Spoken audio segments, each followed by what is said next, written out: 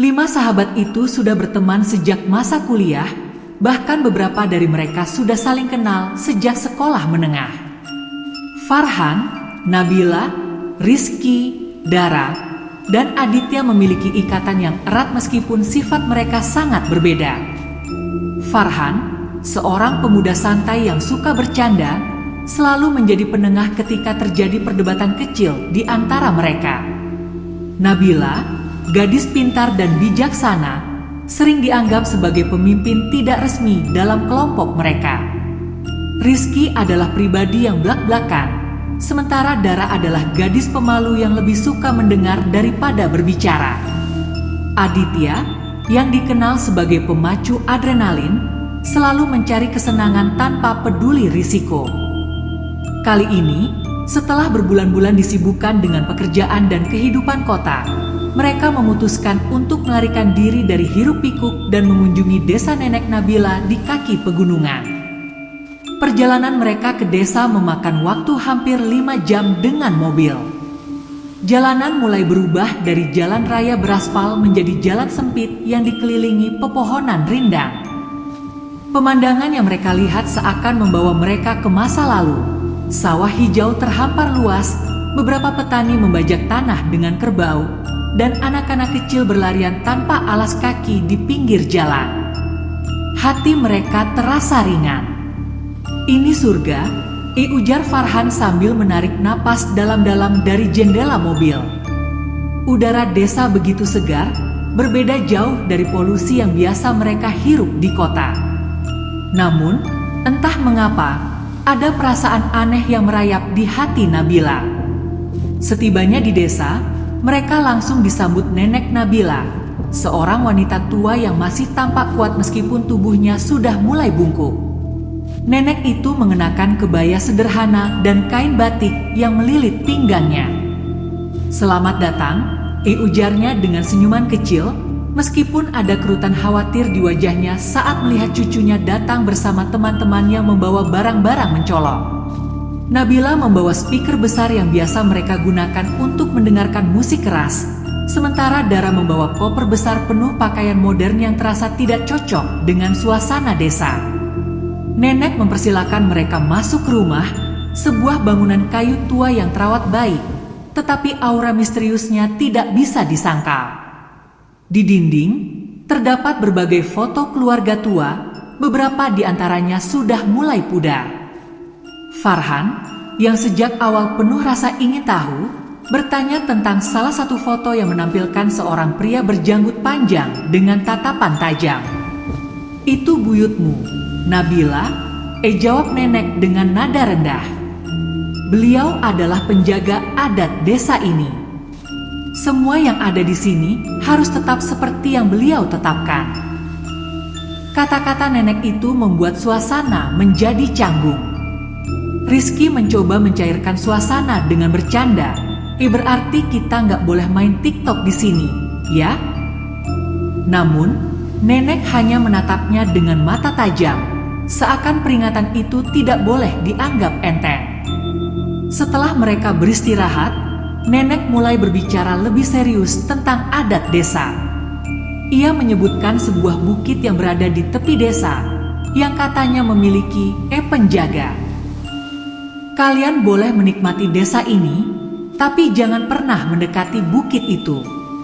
Bukit itu keramat, dan siapapun yang mengganggunya tidak akan pulang dengan utuh," katanya dengan nada dingin. Aditya langsung tertawa. "Bukit keramat?" Kedengarannya seperti dongeng, "Nek." Nenek memandangi Aditya dengan tatapan yang membuat tawa pemuda itu perlahan mereda. "Ini bukan dongeng. Banyak yang sudah mencobanya dan tidak pernah kembali," tegas nenek. Nabila, yang merasa canggung, mencoba mengalihkan pembicaraan, tetapi dalam hati ia tahu bahwa peringatan nenek itu bukan lelucon. Di luar, malam mulai jatuh, membawa serta kesunyian desa yang pekat. Suara jangkrik menjadi satu-satunya irama yang terdengar, memecah keheningan. Dara, yang tidak terbiasa dengan suasana desa, merasa gelisah. Kenapa rasanya desa ini terlalu sunyi? Bisiknya pada Nabila saat mereka duduk di beranda. Nabila hanya menggeleng, berusaha tidak menunjukkan kegelisahannya sendiri. Malam pertama mereka di desa berjalan dengan damai, atau setidaknya itulah yang mereka pikirkan. Mereka duduk di halaman rumah, membuat api unggun kecil, dan berbagi cerita horor.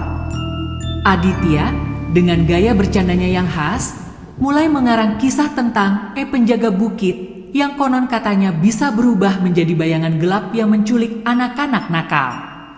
Semua tertawa mendengar ceritanya, kecuali nenek yang mengintip dari balik tirai jendela.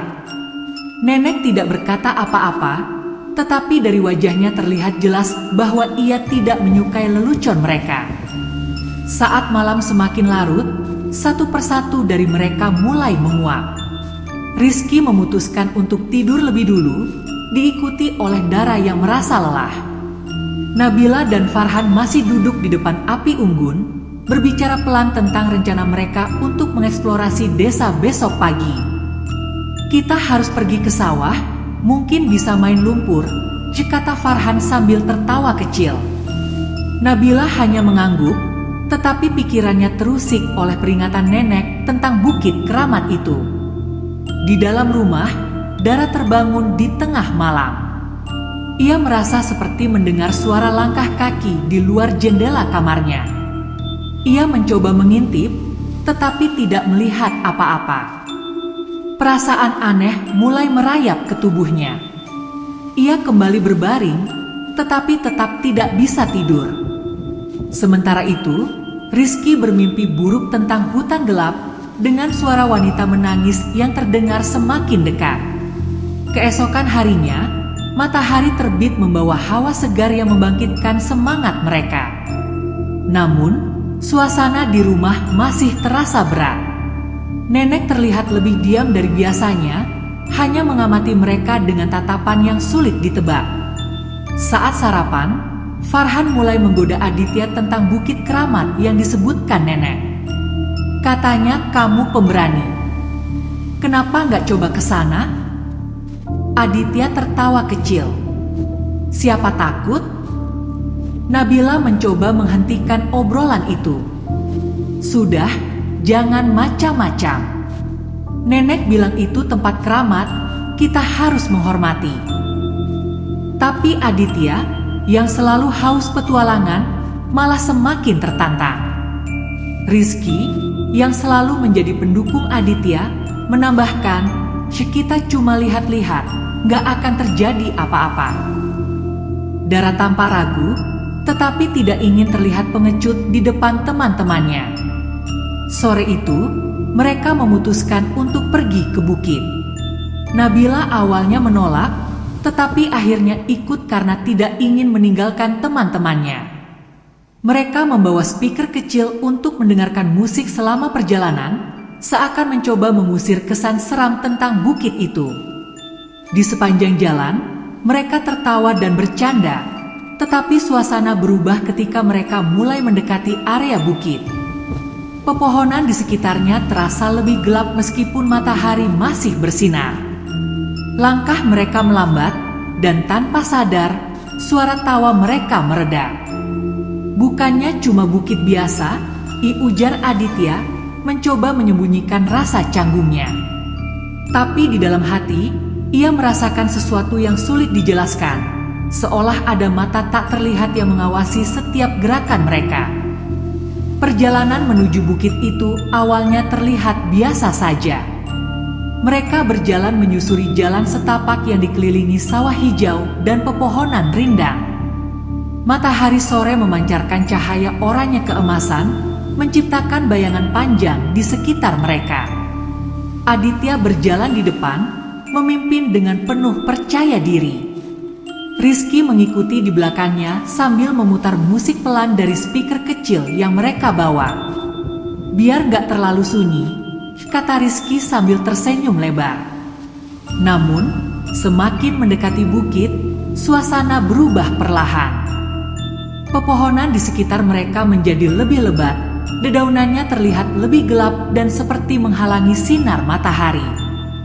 Hawa yang awalnya sejuk mulai terasa lebih dingin, bahkan sedikit menusuk. Jalan setapak yang awalnya terlihat jelas, kini mulai tertutup oleh dedaunan kering dan ranting-ranting. Nabila yang berjalan di tengah merasa ada yang tidak beres. Kok tempat ini kayak nggak biasa, ya? Gumamnya pelan. Dara, yang sudah merasa ragu sejak awal, mulai memperlambat langkahnya. Tempat ini seram, katanya sambil melirik ke kanan dan kiri. Ia merasa ada yang mengintai mereka dari balik pepohonan. Namun, Aditya hanya menertawakannya. Dara, kamu terlalu banyak nonton film horor. Ini cuma bukit biasa. Tiba-tiba, musik dari speaker Rizky berhenti sendiri. Mereka semua terdiam.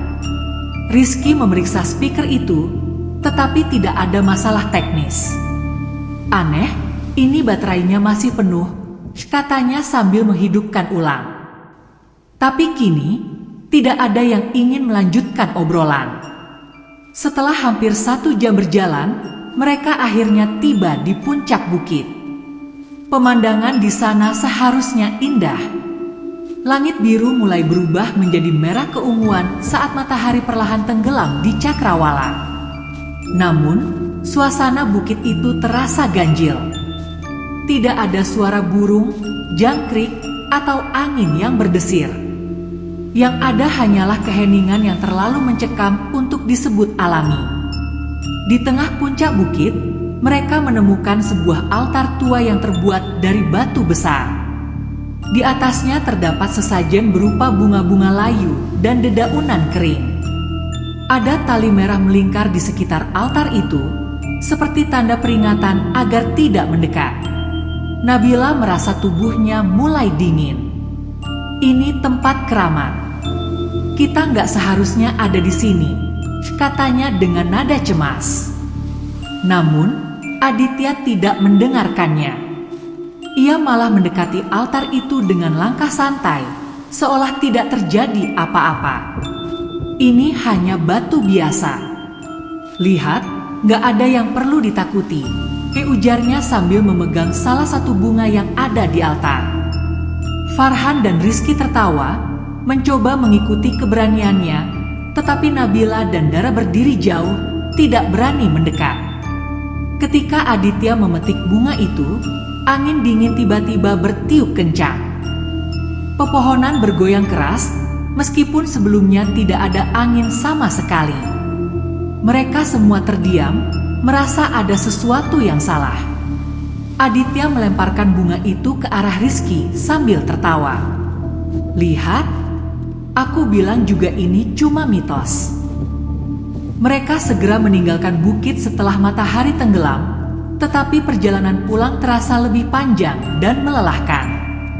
Angin dingin terus berhembus di sepanjang jalan, membuat bulu kuduk mereka berdiri. Nabila berjalan paling belakang, merasa ada yang aneh di sekitar mereka. Ia mendengar suara langkah kaki tambahan, tetapi setiap kali ia menoleh, tidak ada siapa-siapa. Di rumah nenek, suasana juga tidak lebih baik. Ketika mereka tiba, nenek langsung menatap mereka dengan pandangan tajam. Kalian pergi ke bukit itu, ya? Tanyanya tanpa basa-basi. Tidak ada yang menjawab. Namun, nenek tahu dari raut wajah mereka. Kalian sudah melanggar aturan. Siapkan diri kalian, akan ada konsekuensinya, katanya dengan nada penuh ancaman. Aditya yang biasanya ceria hanya menunduk. Entah kenapa, kali ini ia merasa tidak bisa melawan kata-kata nenek. Sementara itu, Dara langsung masuk ke kamar, merasa pusing dan mual. Rizky mencoba bercanda untuk mengurangi ketegangan, tetapi tidak ada yang tertawa. Malam itu, suasana rumah terasa sangat sunyi. Farhan, yang biasanya tidak mudah takut, merasa sulit tidur. Ia terus mendengar suara bisikan pelan di telinganya. Setiap kali ia menoleh, tidak ada siapa-siapa. Sementara itu, di kamar lain, Dara terbangun dari tidurnya dengan keringat dingin. Ia bermimpi tentang seorang perempuan tua dengan rambut panjang dan pakaian serba hitam yang menatapnya dengan mata merah menyala. Dalam mimpi itu, perempuan itu berkata dengan suara yang dingin, "Kembalikan apa yang bukan milikmu." Keesokan paginya, sesuatu yang aneh terjadi pada Aditya. Ketika mereka semua berkumpul untuk sarapan, Aditya tampak lesu. Wajahnya pucat, matanya sembab, dan ia tidak banyak bicara. Rizky, yang duduk di sampingnya, mencoba menggoda, tetapi Aditya hanya menatap kosong ke arah piringnya. "Kamu kenapa, Dit? Sakit?" tanya Rizky. Aditya menggeleng pelan, tetapi suaranya terdengar parau saat berkata, Aku cuma capek." Nabila merasa ada yang tidak beres. Ia mencoba menyentuh dahi Aditya untuk memastikan apakah ia demam, tetapi tubuh Aditya terasa dingin, lebih dingin daripada biasanya. "Kamu harus istirahat," ujar Nabila sambil memaksanya untuk kembali ke kamar. Namun, siang itu, kondisi Aditya semakin memburuk. Tubuhnya mulai gemetar tanpa alasan, dan ia mulai berbicara dalam bahasa yang tidak dimengerti oleh siapapun. Nenek langsung memanggil seorang dukun desa untuk memeriksa keadaan Aditya. Ketika dukun itu tiba, ia hanya melihat Aditya sebentar sebelum menggelengkan kepala. Ini bukan sakit biasa. Rohnya diambil oleh penghuni bukit itu, ujar dukun dengan nada serius. Semua orang di rumah itu mulai panik. Farhan, yang biasanya rasional, mencoba menyangkal. Mungkin ini cuma sugesti. Kita bisa bawa Aditya ke dokter. Namun nenek memotong, dokter tidak bisa membantu. Ini sudah di luar dunia kalian. Malam harinya, teror semakin nyata. Pintu kamar Aditya diketuk keras dari luar, tetapi ketika Farhan membuka pintu, tidak ada siapa-siapa. Lampu di ruang tamu mati sendiri, dan bayangan aneh terlihat melintas di dinding. Nabila yang sedang berada di dapur merasa ada tangan dingin yang menyentuh pundaknya, tetapi ketika ia menoleh, hanya ada udara kosong. Di kamar, Dara kembali bermimpi buruk. Kali ini ia melihat Aditya berdiri di altar bukit dengan mata hitam legam. Dalam mimpi itu, Aditya berbalik dan berkata, semuanya akan segera berakhir." Dara terbangun dengan napas terengah-engah, menyadari bahwa mimpi itu terasa terlalu nyata. Ketegangan mulai memuncak. Mereka sadar bahwa keputusan untuk mendatangi bukit itu adalah kesalahan besar. Namun, belum ada yang tahu bahwa harga yang harus mereka bayar akan lebih dari sekadar ketakutan. Pagi harinya, nenek memanggil dukun desa kembali untuk mencoba menyelamatkan Aditya. Ketika dukun itu tiba, suasana rumah semakin suram. Aditya masih terbaring di kamar dengan mata terbuka lebar, tetapi pandangannya kosong. Tubuhnya semakin dingin, dan setiap kali ia membuka mulut untuk bicara, yang keluar hanyalah bisikan samar dalam bahasa asing yang terdengar menyeramkan. Dukun itu membawa berbagai peralatan seperti dupa, bunga, dan seikat kain merah. "Kalian semua harus ikut dalam ritual ini," ujar sang dukun dengan suara tegas. Ia kemudian memulai ritual di ruang tengah rumah, menyalakan dupa yang mengeluarkan bau menyengat. Kelimanya, termasuk nenek dan Aditya, duduk melingkar di sekitar dupa. Dukun mulai membaca mantra dalam bahasa Jawa kuno yang tidak dimengerti oleh mereka. Saat ritual berlangsung, Aditya tiba-tiba berteriak keras. Tubuhnya menggeliat seperti menahan sesuatu yang tak terlihat. Suara erangan dan teriakannya membuat Dara menutup telinga sambil menangis ketakutan. Dia tidak akan pergi dengan mudah, kata dukun itu sambil mempercepat bacaannya. Tiba-tiba, dupa padam, dan ruangan itu terasa seperti diselimuti hawa dingin yang menusuk. "Ini belum selesai," ujar dukun dengan napas tersengal. "Kalian sudah membawa kutukan dari bukit itu. Ada yang harus dikembalikan." Mendengar kata-kata itu, semua orang, terutama Nabila, mulai panik. Apa maksud dukun itu? Dukun menjelaskan bahwa ada sesuatu yang diambil dari bukit itu, sesuatu yang menjadi milik penjaga tempat itu. Semua mata tertuju pada Aditya. "Bunga di altar," bisik Nabila. "Ingat bagaimana Aditya dengan seenaknya memetik bunga itu dan melemparkannya. Itu pasti penyebabnya." Namun, dukun memperingatkan bahwa kutukan ini tidak sesederhana hanya mengembalikan bunga. Penjaga bukit sudah merasa terganggu, dan kini mereka menginginkan sesuatu yang lebih dari sekadar permintaan maaf. "Seseorang harus menjadi penebusnya," kata dukun dengan tatapan tajam. "Penebus? Maksudnya apa?" tanya Rizky dengan suara bergetar. Dukun hanya diam, sementara nenek memalingkan wajahnya, seolah tidak ingin menjelaskan lebih lanjut. Nabila, yang merasa bertanggung jawab karena membawa teman-temannya ke desa ini, mulai menangis. "Apa yang harus kita lakukan?" tanyanya dengan suara bergetar. "Bukit itu harus dihormati kembali. Pergilah ke sana malam ini, dan bawa bunga itu kembali ke tempat asalnya. Tetapi, bersiaplah menghadapi apapun yang akan terjadi," jawab dukun dengan nada yang dingin. Malam itu, dengan hati yang penuh ketakutan, mereka bersiap-siap untuk kembali ke bukit. Aditya tetap berada di rumah bersama nenek dan dukun, karena kondisinya semakin parah. Nabila, Rizky, Farhan, dan Dara yang harus pergi ke bukit. Mereka membawa bunga yang dipetik Aditya dan seikat dupa yang diberikan oleh dukun. Malam terasa lebih gelap dari biasanya.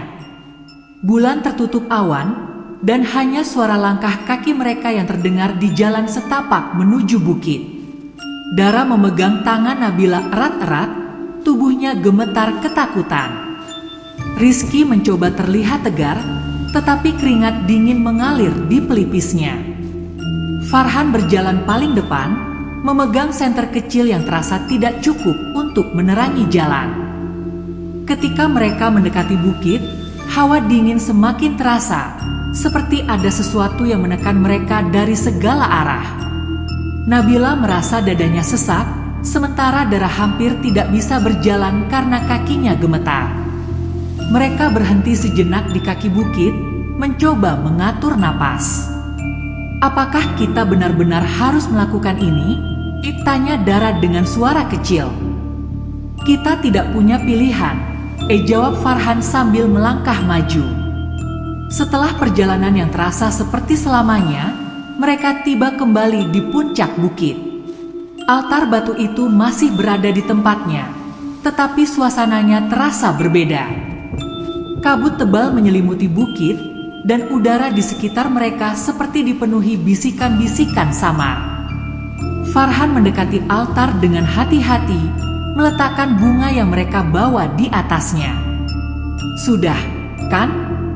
Kita sudah mengembalikannya," katanya dengan nada yang penuh harap. Namun, tidak ada yang terjadi. Tidak ada angin, tidak ada tanda-tanda. Tiba-tiba, Dara berteriak keras. "Ada yang melihat kita." Ia menunjuk ke arah pepohonan, di mana mereka semua melihat sosok bayangan tinggi dengan mata merah menyala. Sosok itu tidak bergerak, tetapi keberadaannya cukup untuk membuat mereka membeku di tempat.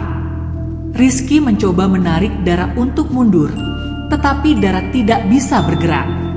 Nabila, yang merasa harus bertindak cepat, menyalakan dupa yang mereka bawa dan meletakkannya di samping altar. "Kami tidak bermaksud mengganggu," katanya dengan suara gemetar.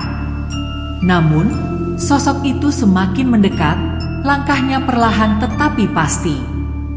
Farhan mencoba bersikap tenang, tetapi tubuhnya gemetar hebat. "Kita harus pergi sekarang," bisiknya. Tetapi sebelum mereka bisa bergerak, sosok itu mengeluarkan suara mengerikan yang menggema di seluruh bukit. Sosok itu semakin mendekat, dan mereka semua tahu bahwa tidak ada cara untuk melarikan diri. Dukun sudah memperingatkan bahwa penjaga bukit tidak akan puas hanya dengan bunga. Rizky, yang sejak awal merasa bersalah karena mendukung ide Aditya, tiba-tiba melangkah maju. "Jika ini harus dihentikan, aku yang akan melakukannya," katanya dengan suara tegas. "Rizky, jangan!" teriak Nabila, tetapi Rizky sudah berdiri di depan altar menghadapi sosok itu. "Ini semua salahku. Aku yang mendorong Aditya untuk melawan aturan," katanya sambil menutup matanya. Sosok itu berhenti beberapa meter di depan Rizky, lalu menghilang begitu saja ke dalam kabut. Mereka semua terdiam, tidak percaya dengan apa yang baru saja terjadi. Namun, saat mereka mencoba menghela napas lega, Rizky tiba-tiba jatuh ke tanah. Tubuhnya membeku, dan matanya terbuka lebar tanpa ekspresi. Nabila menjerit, tetapi Farhan segera menariknya untuk menjauh. "Kita harus pergi sekarang," katanya sambil menarik Nabila dan Dara untuk meninggalkan bukit. Saat mereka berlari menuruni bukit, suara-suara mengerikan terus menggema di sekitar mereka. Dara menangis terseduh-seduh, sementara Nabila tidak bisa berhenti memikirkan wajah Rizky yang membeku di puncak bukit. Mereka tahu, mereka telah kehilangan salah satu teman mereka untuk selamanya. Mereka akhirnya tiba kembali di rumah nenek dengan napas terengah-engah dan tubuh gemetar. Nabila langsung memeluk nenek sambil menangis terseduh-seduh. "Rizky, dia..." Nabila tidak sanggup melanjutkan kata-katanya. Nenek, yang sudah menduga akan ada sesuatu yang dikorbankan, hanya menunduk dalam diam. Farhan terlihat linglung, duduk di sudut ruangan dengan tatapan kosong. Sementara itu, Dara masih terisak, merasa semua ini adalah mimpi buruk yang tidak pernah ia bayangkan. Di tengah keheningan yang mencekam, Aditya, yang sebelumnya terbaring tak berdaya, tiba-tiba mulai bergerak. Tubuhnya yang dingin kini terasa hangat, dan ia memandang mereka dengan mata yang kini kembali normal. "Apa yang terjadi?" tanya Aditya dengan suara pelan.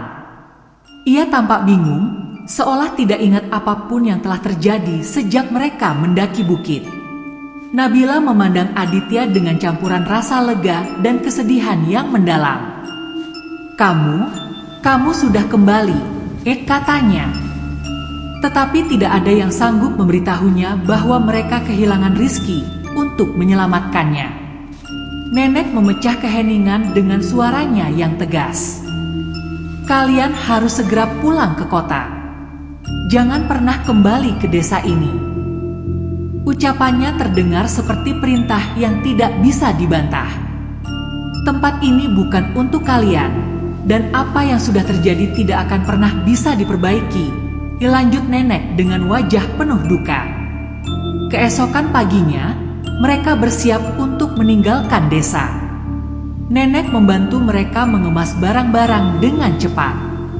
Tidak ada upacara perpisahan atau ucapan selamat jalan. Hanya ada keheningan dan rasa kehilangan yang menggantung di udara. Aditya, yang masih belum mengerti sepenuhnya apa yang terjadi, merasa tubuhnya lemas dan pikirannya kosong. "Kenapa Rizky nggak bangun?" tanyanya ketika menyadari salah satu sahabatnya tidak ada di antara mereka. Farhan hanya menjawab dengan kepala tertunduk, tidak mampu memberikan penjelasan. Ketika mobil yang mereka tumpangi mulai melaju meninggalkan desa, Nabila memandang keluar jendela, melihat nenek berdiri di depan rumah sambil melambaikan tangan. Namun, di sudut matanya, ia juga melihat sesuatu yang lain. Bayangan sosok tinggi dengan mata merah menyala berdiri di kejauhan, mengawasi mereka pergi. Di dalam mobil, suasana begitu hening. Tidak ada obrolan seperti biasa. Dara terus memeluk lututnya, sementara Farhan memandang lurus ke depan tanpa ekspresi. Nabila mencoba menenangkan dirinya, tetapi setiap kali ia mengingat wajah Rizky, air matanya kembali mengalir tanpa bisa dihentikan. Sesampainya di kota, mereka sepakat untuk tidak pernah menceritakan kejadian di desa itu kepada siapapun. Kita harus merahasiakan ini. Tidak ada yang akan percaya, dan kita juga tidak tahu apa yang akan terjadi kalau cerita ini tersebar, ujar Farhan dengan nada serius. Namun, rahasia itu tidak mudah disimpan. Nabila merasa dihantui oleh bayangan Rizky setiap kali ia menutup mata. Ia mendengar suara Rizky dalam mimpinya, memanggil namanya dengan suara pelan namun jelas. Dara pun mengalami mimpi buruk yang sama berulang kali. Dalam mimpinya, ia melihat Rizky berdiri di puncak bukit, dengan wajah kosong dan tubuh kaku, seperti saat terakhir kali mereka melihatnya. Aditya mulai sering merenung. Meskipun ia tidak ingat kejadian di bukit, ia merasakan ada sesuatu yang salah. Ia sering terbangun di tengah malam, merasakan hawa dingin yang aneh di kamarnya. Apa aku benar-benar sudah bebas dari kutukan itu? Pikirnya. Farhan, di sisi lain, mencoba melupakan semuanya dengan sibuk bekerja. Namun, ia tidak bisa menghilangkan rasa bersalahnya. Kalau saja aku lebih tegas melarang Aditya waktu itu, gumamnya pelan, berulang kali menyalahkan dirinya sendiri atas kejadian itu. Suatu malam, Nabila bermimpi tentang Rizky lagi. Kali ini, mimpi itu terasa lebih nyata daripada sebelumnya. Dalam mimpinya, Rizky duduk di sampingnya dengan senyuman kecil. Aku nggak marah. Aku tahu kalian nggak sengaja. Tapi aku ingin kalian tahu, aku masih di sini, kata Rizky sambil menatap Nabila dengan mata yang penuh kedamaian. Di mana kamu sekarang? Tanya Nabila, suaranya gemetar. Rizky tidak menjawab, hanya menunjuk ke arah bukit yang terlihat dari kejauhan. Hati-hati, ada hal-hal yang lebih gelap daripada yang kalian pikirkan. Jangan pernah kembali ke sana, tambahnya sebelum sosoknya perlahan menghilang. Nabila terbangun dengan napas tersengal-sengal. Ia merasa mimpi itu bukan sekadar bunga tidur. Ia segera menelepon Farhan dan Dara untuk menceritakan mimpinya. Namun, saat ia menceritakannya, ia menyadari bahwa Dara juga bermimpi hal yang sama pada malam yang sama. Apa artinya ini? Tanya Dara dengan suara gemetar. Mereka bertiga menyadari bahwa meskipun Rizky sudah tiada, kehadirannya masih terasa. Sosoknya seolah ingin melindungi mereka dari kejadian-kejadian yang lebih buruk. Namun, ada rasa takut yang terus mengintai, bahwa kutukan itu mungkin belum sepenuhnya selesai. Hari-hari berlalu, tetapi kenangan tentang desa dan bukit itu tidak pernah benar-benar hilang. Mereka bertiga berusaha menjalani hidup seperti biasa, tetapi luka kehilangan Rizky selalu membayangi. Setiap kali mereka berkumpul, suasana ceria yang dulu selalu ada kini tergantikan dengan keheningan penuh makna. Aditya, yang merasa dirinya adalah penyebab utama semua ini, mulai sering mendalami agama dan mencari ketenangan lewat doa. Aku ingin Rizky tahu bahwa aku berterima kasih, katanya suatu hari kepada Nabila. Aku tidak akan menyia-nyiakan kesempatan kedua yang dia berikan. Dara memutuskan untuk pindah ke luar kota, berharap bisa melupakan trauma yang ia alami. Namun, sebelum ia pergi, ia meninggalkan pesan untuk Nabila dan Farhan. Kalau kalian merasa ada sesuatu yang aneh lagi, jangan ragu untuk menghubungiku. Kita tidak boleh menghadapi ini sendirian. Sementara itu, Nabila sering mengunjungi makam Rizky. Ia merasa bahwa hanya dengan berada di dekat makam itu, ia bisa merasakan kedamaian. Suatu hari, saat ia meletakkan bunga di atas makam, ia merasa angin bertiup lembut, seolah ada yang menyentuh pundaknya. "Terima kasih, Rizky," bisiknya pelan. Namun, jauh di sudut hati mereka, ada perasaan bahwa ini belum sepenuhnya berakhir. Bukit itu, dengan segala misterinya, masih ada. Dan siapa yang tahu, mungkin suatu hari, rahasianya akan terungkap lebih jauh dari yang pernah mereka bayangkan. Beberapa bulan setelah kejadian itu, Nabila menerima surat misterius tanpa nama pengirim. Surat itu berisi selembar kertas dengan tulisan tangan berbunyi, "Apa yang kalian bawa belum sepenuhnya kembali. Datanglah sebelum semuanya terlambat." Tulisan itu membuat bulu kuduknya berdiri. Ia langsung menghubungi Farhan dan Aditya untuk membahas surat tersebut. "Ini pasti dari seseorang yang tahu apa yang terjadi di desa itu," ujar Farhan dengan wajah serius. "Tapi siapa? Bukankah nenek bilang kita harus melupakan semua ini?" Aditya, yang sejak kejadian di desa lebih sering diam, tampak berpikir. "Kalau benar ini ada hubungannya dengan bukit, kita harus mencari tahu. Aku tidak mau ada sesuatu yang buruk terjadi lagi," katanya akhirnya. Dara, yang kini tinggal di kota lain, enggan untuk kembali ke dalam permasalahan ini.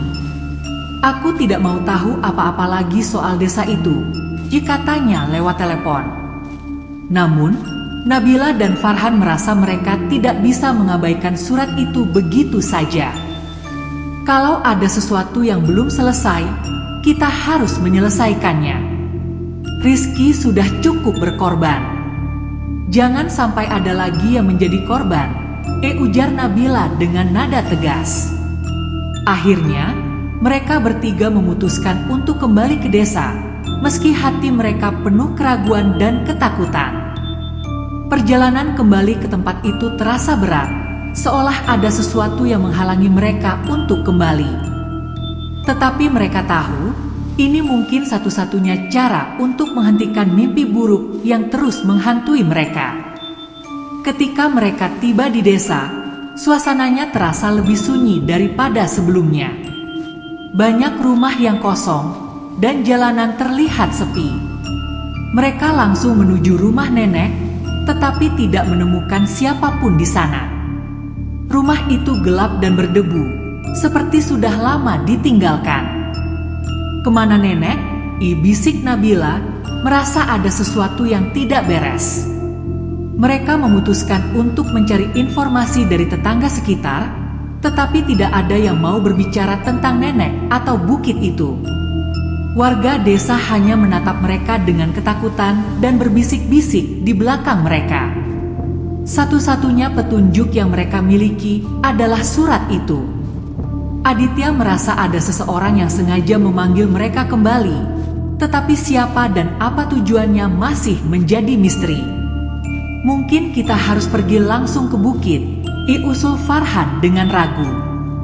Namun, hanya memikirkan kembali ke sana sudah membuat mereka merasa ngeri. Ketika malam tiba, mereka mendengar suara ketukan di pintu rumah nenek. Ketika Nabila membuka pintu, ia melihat seorang lelaki tua berdiri di sana.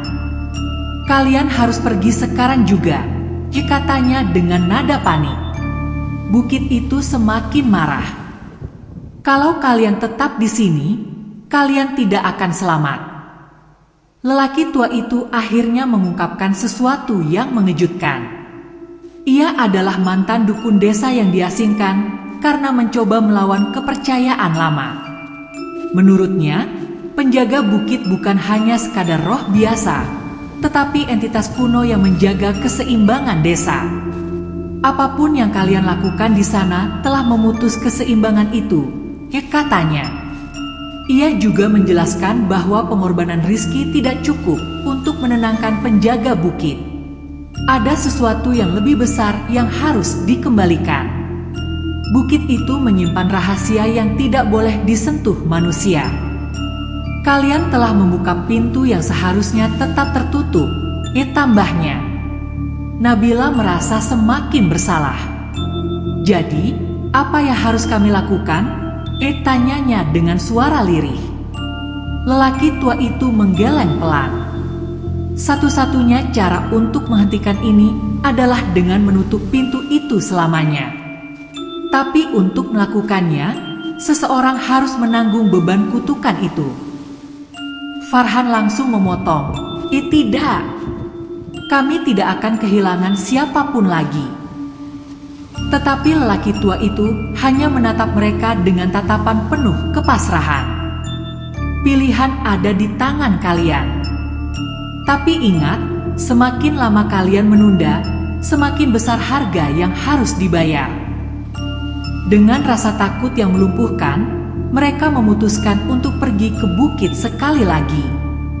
Kali ini, mereka membawa dupa, bunga, dan kain putih sesuai petunjuk lelaki tua itu. Jangan sampai ada yang berbicara atau melanggar aturan apapun, pesannya sebelum mereka berangkat. Ketika mereka sampai di puncak bukit, suasananya lebih mencekam daripada sebelumnya. Kabut tebal menyelimuti altar, dan suara angin terdengar seperti bisikan-bisikan. Mereka meletakkan bunga di altar dan menyalakan dupa, berharap itu cukup untuk menenangkan penjaga bukit. Namun, tidak lama setelah itu, tanah di sekitar mereka mulai bergetar. Dari kabut, sosok tinggi dengan mata merah kembali muncul. Kali ini, sosok itu tidak hanya berdiri diam, tetapi berjalan mendekati mereka dengan langkah pelan. Apa yang kalian inginkan? Suara itu bergema di udara, terdengar seperti ribuan orang berbicara sekaligus. Nabila, yang merasa bertanggung jawab sejak awal, melangkah maju dengan tangan gemetar. Kami datang untuk mengembalikan semuanya. Kami tidak ingin ada lagi yang menjadi korban, katanya dengan suara bergetar. Sosok itu berhenti sejenak, lalu menunjuk ke arah Aditya. Dia adalah pintu yang kalian buka, dan hanya dia yang bisa menutupnya. Aditya terkejut mendengar kata-kata itu. Apa maksudnya? Tanyanya dengan panik. Sosok itu menjelaskan bahwa Aditya adalah alasan kutukan itu dimulai, dan hanya dengan kehadirannya di bukit, keseimbangan bisa dikembalikan. Kalau aku pergi, aku tidak akan kembali, kan? Tanyanya kepada Nabila dan Farhan. Nabila menangis, mencoba menolak kenyataan itu. Tidak, harus ada cara lain.